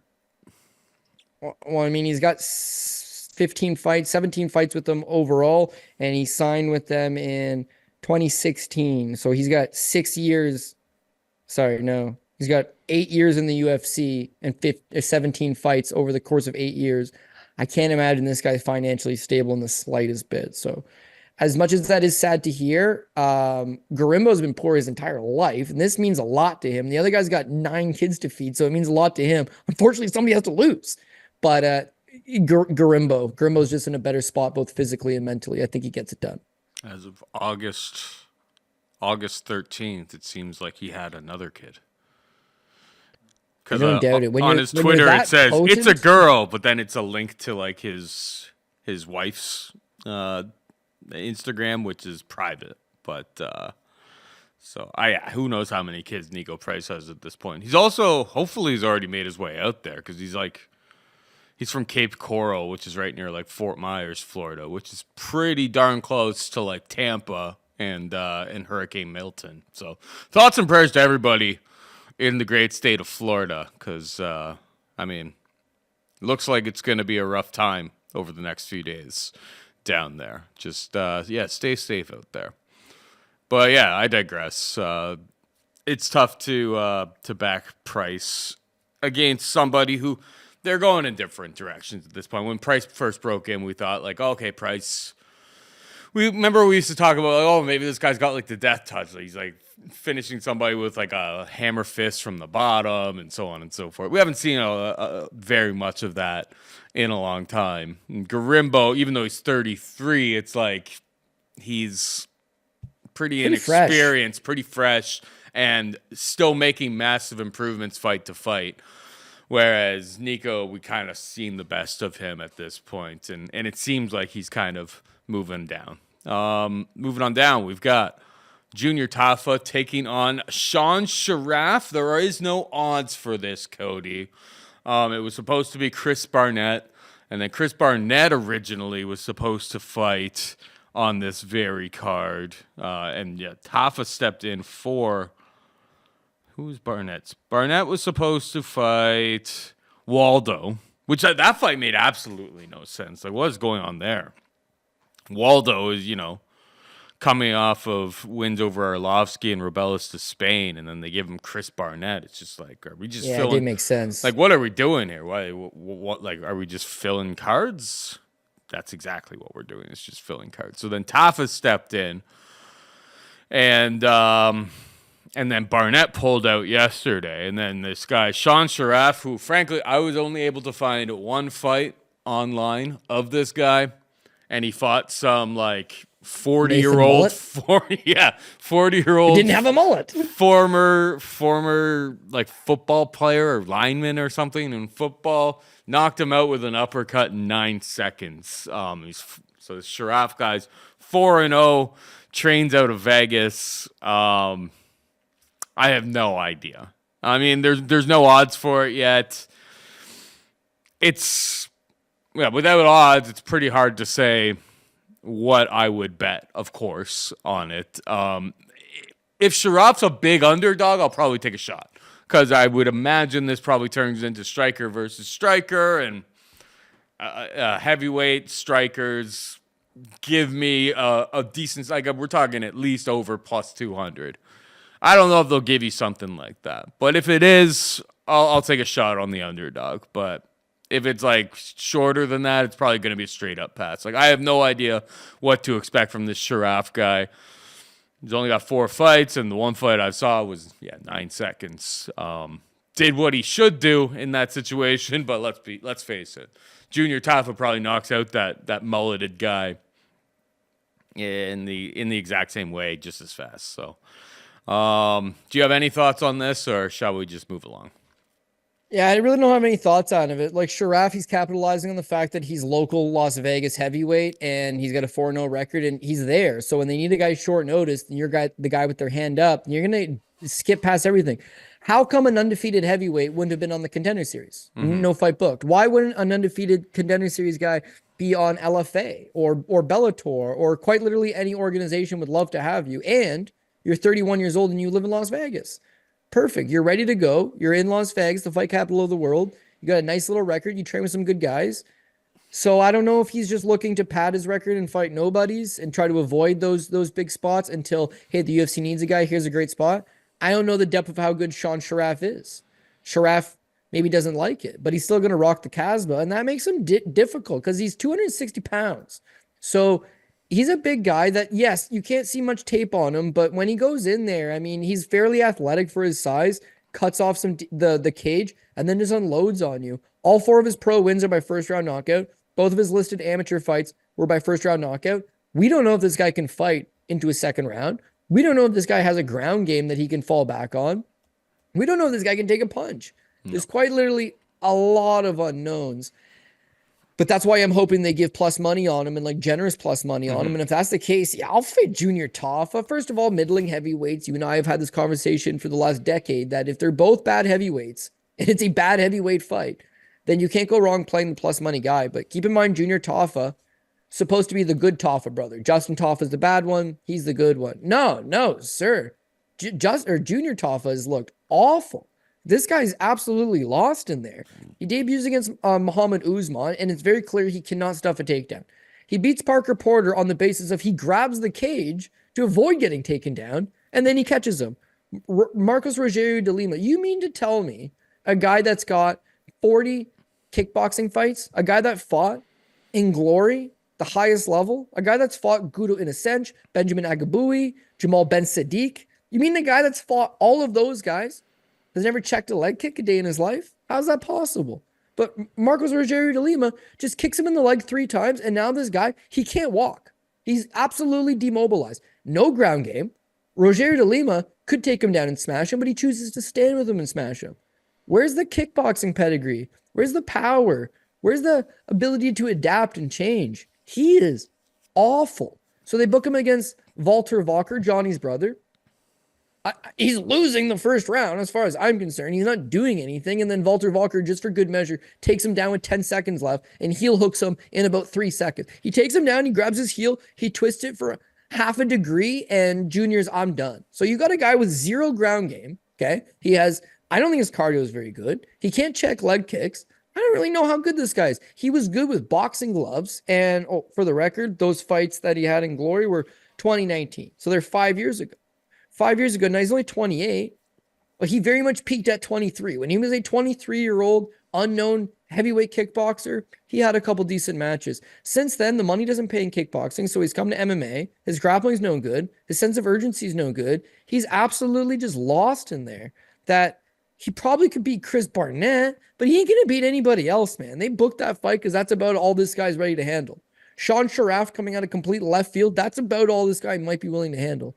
But I think Sharaf's going to be a little bit faster. He's going to just crash the pocket and look to land.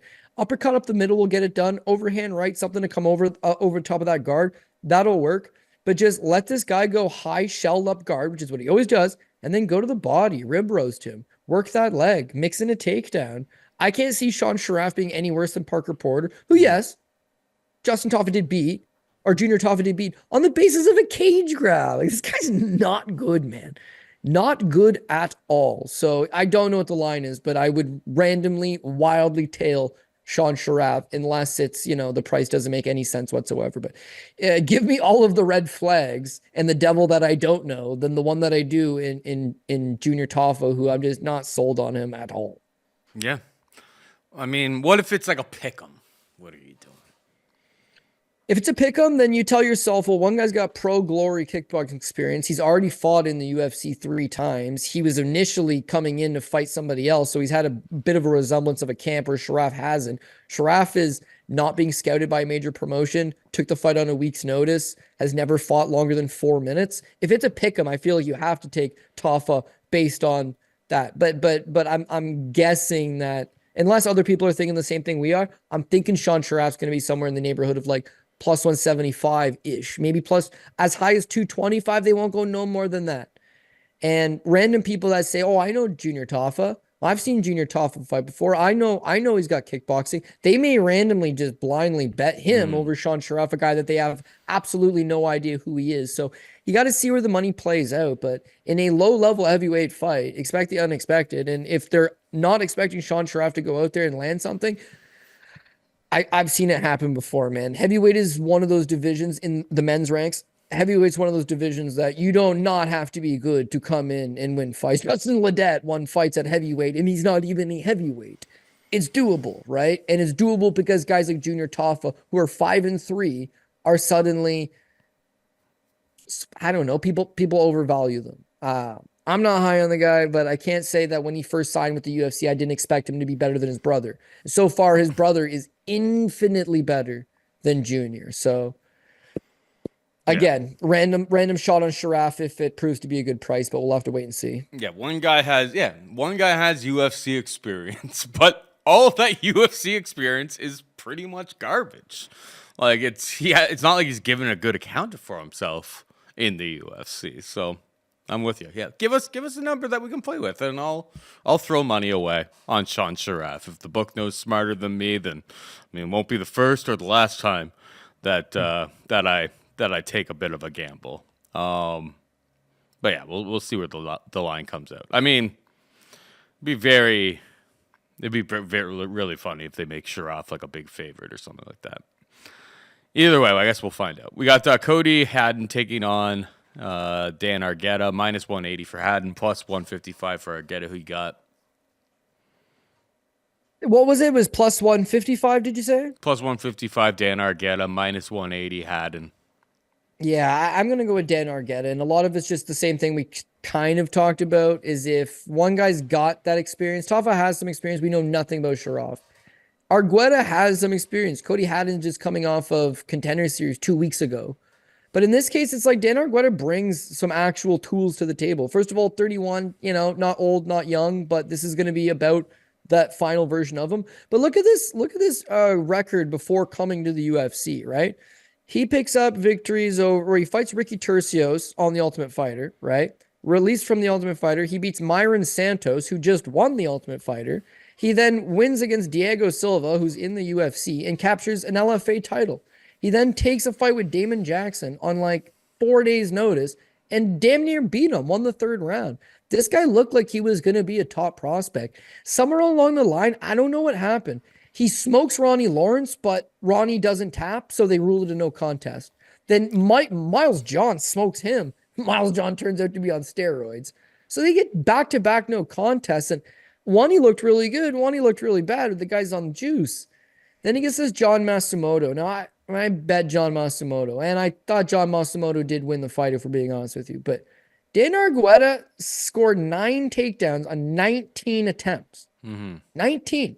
This guy didn't tire. He wasn't getting the fight to where he wanted necessarily. His hands were low. He's huffing and puffing. And at no point did this guy ever stop coming forward and shooting takedowns. Now, again, I had Matsumoto, but I didn't feel good about it, man. Argueta was just racking up control time, constantly shooting. On the first round, Argueta wins on all 3 judges' scorecards. The second round, it's dicey. The third round, it's dicey, but they give it to Matsumoto. Matsumoto landed 19 significant strikes. Argueta only had 14, so it was 19-14. There's no damage being done here. Sorry, my bad. Matsumoto ends up catching him with that the guillotine choke at the tail end. But he just kept pumping and going and going and going. And if you look at Jean Matsumoto, he's a top prospect. Miles John, steroids or not, he's on a good little career resurgence right now. Ronnie Lawrence, for what he was at the time, was very serviceable. He's taken a lot of tough fights, and he's willing to just grind and grapple and go hard, right? Cody Haddon, meanwhile, it's no disrespect to him. It's that the run has been just way softer. Like, here's a guy that's 7-1, so he's got 8 career pro fights. He didn't have to go and beat guys like Myron Santos on the regional scene. He didn't have to win an LFA title. He fought Steve Erceg and lost. That's his only loss. Erceg fights at 125 pounds, right? So Argetta's fought at 145 before as well. Yeah, and he's jacked up, man. And he shot 19 takedowns on a big, very, very good Brazilian in his last fight. Like, he brings something to the table that you've not ever seen. And then you beat Roger Shippen, who's 19-12, knee to the body. He beats Paul Loga, 9-7. And just like that, he's on the Contender Series against Billy Brand, and he ends up beating Billy Brand. I thought he looked okay in the fight, but who the F is Billy Brand? He was a big favorite over Billy. Billy no good. So I think to myself, here's a guy with less than 10 fights. He has no notable victories. Billy Brand would be the biggest win of his career. His notable loss is a dope guy like Steve Erceg. But again, it's against a guy at 125 pounds. At least the guy that won on the Contender Series last night had a win over Steve Erceg. No, he got a decision loss against a much smaller guy. He's not really had that long of a body of work. He's not competing super often. He's not fighting all the best guys available. Argueta, meanwhile, I mean, yeah, he's had some shoddy performances. Getting choked out last time against Matsumoto, The loss to Miles John, He been gassing, Here's a guy that's fought 5 rounds, has won an LFA title, has notable victories, can wrestle all day long, has a bunch of experience with the organization, and he's the underdog? Yeah, okay, I need 2 of the 3 judges to be wrestlers and like grappling and like cage control, but I can guarantee you that Cody Haddon has never faced anybody to the grappling and wrestling extent of Dan Argueta. I mean, as well, Dan Argueta, Cody Haddon's the crappiest guy he's fought since he fought Rodney Mondala back in 2021. So this is class relief for Argueta that needs to just know his job is on the line. He needs to go after it the way he did against Ronnie, the way he did against, other performances in the past where he was dialed in. Have a good weight cut, do your thing. I think he just stalls and brawls him. If he can get him down, great. If he can't, absolutely take all the space away from him. Don't let him operate with his fancy little boxing, and just make this a hellish night. So it's an underdog shot for me on Dan Argueta. Yeah, I can't really disagree with too much there. The big question mark is like, can Cody Haddon stop the takedowns from Argueta? And pretty much nobody has been able to stop the takedowns. Even like really good, historical wrestlers like Ronnie Lawrence were just getting absolutely controlled by Dan Argueta, who's a real problem in that department. Maybe his submission defense is a little bit questionable, and Haddon does have a lot of submissions on his record, but we're talking miles apart in terms of like the level of competition that Haddon's getting the job done, getting these submissions against versus who Argueta's been fighting with. So when it's minus 180 plus 155, I'll go with the devil I know rather than the devil I don't. Finally we've got Clayton Carpenter taking on Lucas Roca. Minus 200 for Carpenter, plus 170 for Roca. Your thoughts on this one? Yeah, so I really like Clayton Carpenter, and then according to your list, he would be the first fight on the card, and I hope that's the case, because if I take a bath, I can still rebuild. But I really like him, other than the fact that it's a flyweight fight, and how could you really get up for those, right? They're always going to be a little bit crazy. But every site I look on now has this as the opening fight. So if we take a bath, you can rebuild. Yeah, and I'm in on that. I really like Clayton Carpenter. So first and foremost, here's a guy that's 6-1 as an amateur. His only loss is a split decision to Reyes Cortez, who we've seen him on the Contender Series. We know that he's what's her name? Cortez's brother. Doesn't matter. Tracy Cortez. His whole family. He's got 2 brothers that fight professionally. A brother that died actually in a car accident that was a state champion wrestler, and his sister Tracy, who fights in the UFC as well. So it's a fighting family. He loses a split to him. Really not that bad. Turns pro. Nice wins here, man. Like this Nick Clem, right? This Nick Clem, the guy's actually really not half bad. Rodney Cologne, right, was a top flyweight prospect before he went on he fights top guys. On the Contender Series, you got Edgar Chairez, right? Edgar Chairez is currently in the UFC and giving a pretty good account of himself, right?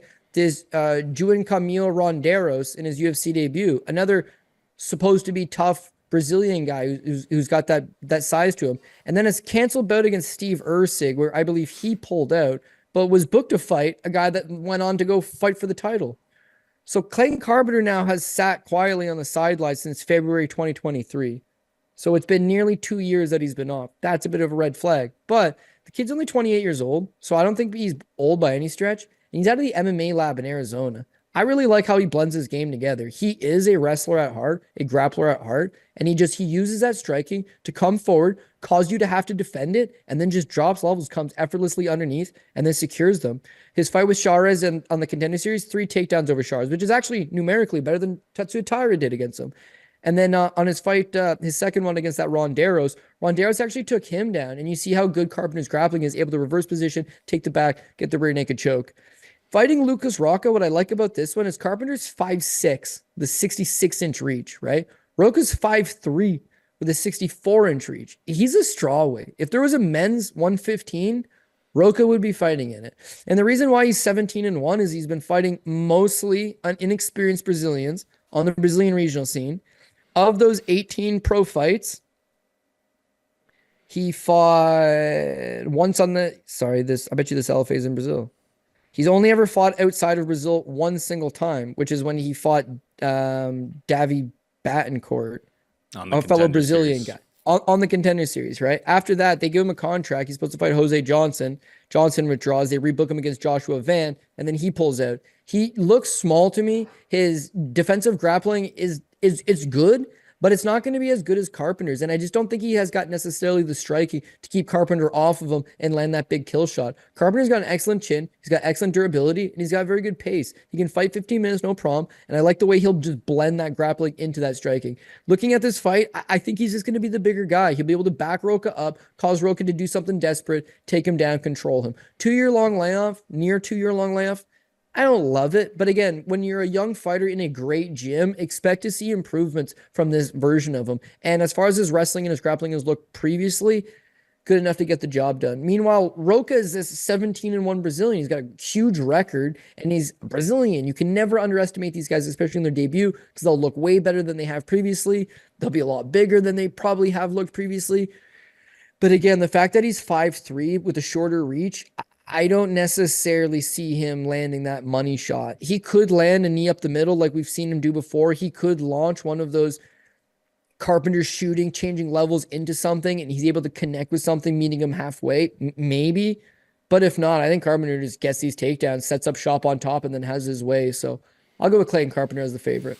Carpenter's already 28, which is kind of like at flyweight. It's like, all right, it's time to make things happen. Like it's not an old man's game by any stretch of the imagination. Most of the time, like once you're into like 32, 33 years old, it's like you're almost washed in that division. You're just getting started if you're a heavyweight, but at flyweight, it's like, yeah, time's now. You got to start getting active because getting signed.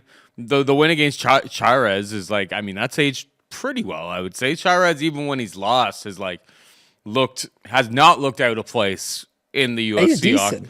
He has not looked out of place whatsoever in the UFC octagon. Even when he's lost, he's handled himself pretty well. He's durable, has half decent grappling. Like it's a pretty good win. And then Ronderos, I mean,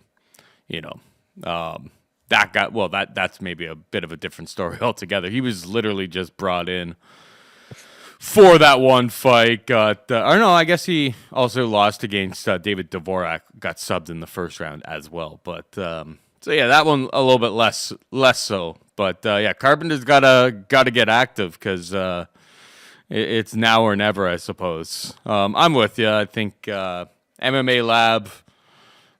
He's got plenty of guys in the gym that can get him ready for this fight. Yeah. Well, he was helping Sean O'Malley with his grappling. Turns out it didn't matter because Merab Dvalishvili is a Georgian tank. Not many guys that can match what Merab is doing right now.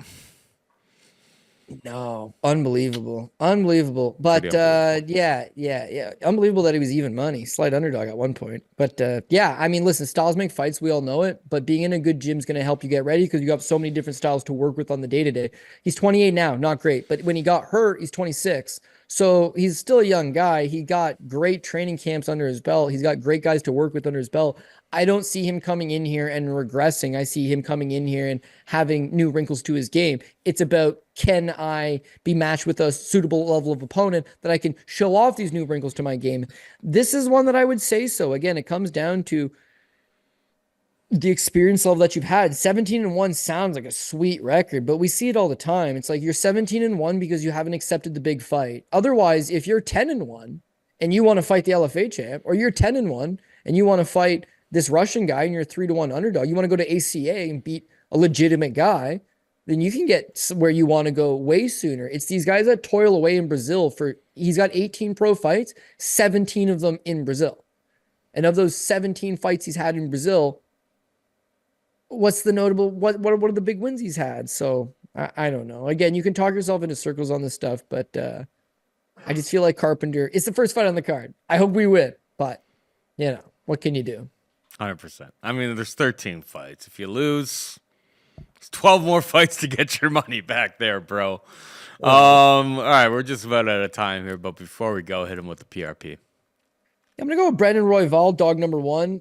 Jung Young Park, Grant Dawson. Jared Gooden is dog number 2. Abdul Razak Alhassan, Daniel Rodriguez. Rodriguez is the favorite, I'm pretty sure. Yeah, he's a sizable favorite. Yeah, he's big.